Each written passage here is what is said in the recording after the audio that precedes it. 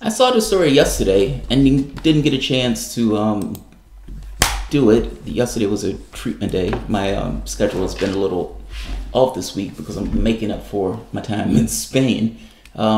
This is I have to recoup from a health standpoint. Not bad health, just there's certain hard limits that I need to pay attention from the standpoint of treatments. And sometimes if I go without in one country, I have to make it up in another country in order to keep a balance.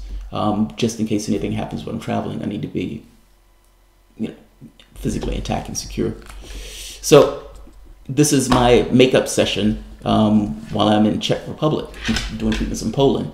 My wife has left me. She's at home right now. She just got on a plane the other day in order to go to London for 3 or 4 days. She's never been. And now she's back home in the States for the next 3 weeks. So I'm going to be alone, by myself, left to my own devices, right now in Czech, and then in a few weeks in Warsaw. I'll be in Warsaw itself. I was initially going to go to Lithuania, but it's cheaper to get to Warsaw, and the treatments in Warsaw are cheaper.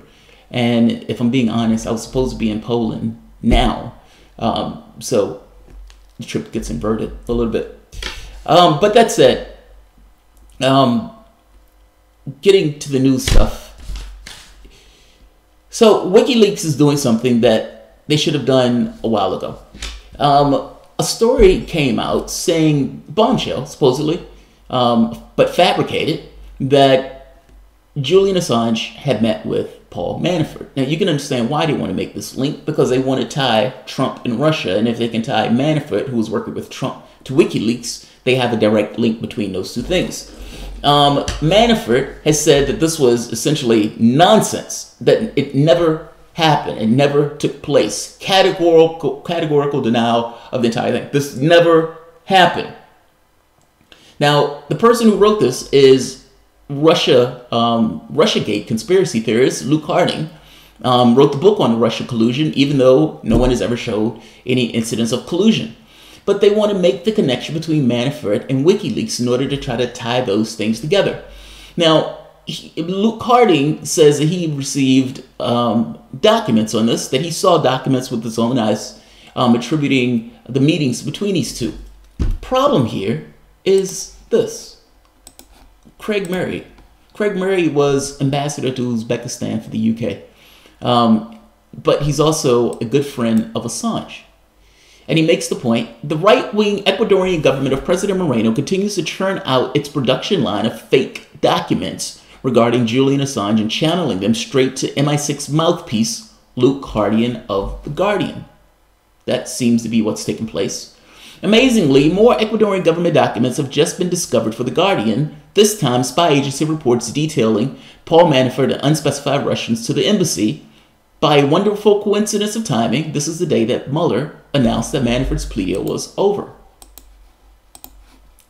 The problem with this latest fabrication is that Moreno had already released the visitors' logs to the Mueller inquiry. Neither Manafort nor the Russians are in the visitors' logs. The information had already been given. Whatever information Luke Harding is using is fabricated. The story is fabricated.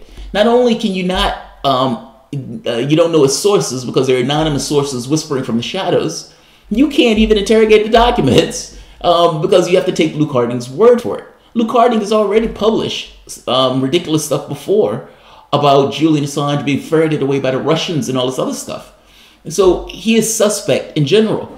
A former spook CIA guy wrote an article saying that if this bombshell is not a bombshell at all, it may be disinformation. But he attributes this disinformation to the Russians in order to make Luke Harding look bad, as opposed to Luke Harding making himself look bad because he's willing to believe every story that comes out about Trump and Russia, seeing as that he wrote the book on Trump and Russia. Right here. Plainly, the government of Ecuador is releasing lies about Assange to curry favor with the security establishment of the United States and the UK and to damage Assange's support prior to expelling him from the embassy. That makes more sense. Yes. Now, Manafort has said this was nonsense, but so is WikiLeaks. WikiLeaks has taken an extra step, though. Publisher Julian Assange has instructed his lawyers to sue The Guardian for libel over fabricated Manafort story and launched a legal fund to boost the action. Essentially, they've launched a GoFundMe to pay for the legal action against The Guardian at this point. They're suing The Guardian. Here's another bit of news. New rules. WikiLeaks is going to make suing fake news producers like The Guardian a central part of its business model. Since libels are the most predictable response to power and accuracy of a WikiLeaks publication, our analysis is that this is a stable, scalable income stream. We are going to sue people who are lying about WikiLeaks, and that is going to be part of our official business model. Fucking A. That's great. That's great. Make them look bad in court. I love that. I love that. I mean, they need to be able to demonstrate their cases and not just put out this nonsense about Julian Assange. And you have people on the right, on the left, who firmly is in this camp that Clinton didn't lose because she was a horrible candidate. Clinton lost because of Russia, that want to see Assange prosecuted and has dovetailed with the Trump administration's efforts to prosecute him. But let's be very clear. No link has been established. And this story seems bogus on its face and a little too convenient. And yeah, The Guardian should be sued over this, and they should be sued over all those stories that came out about Julian Assange that were nonsense. But at the very least, you're starting here. And I love throwing down the red line saying, if you put fabricated stuff about us, it is within our business model now to sue you. Fucking A. Spot on. So this one is not a lot of meat on this bone. This one is just pretty straightforward. But good job for The Guardian. Alright guys, if you enjoy the content, please feel free to share, like, subscribe. And you can always support the content through PayPal or Patreon. I try to do a show each week, and for the most part I've done it. I missed the last week's one, but I give additional content to my patrons in a patron appreciation show that takes place either Friday or Monday, Friday through Monday. So you would have access to additional content.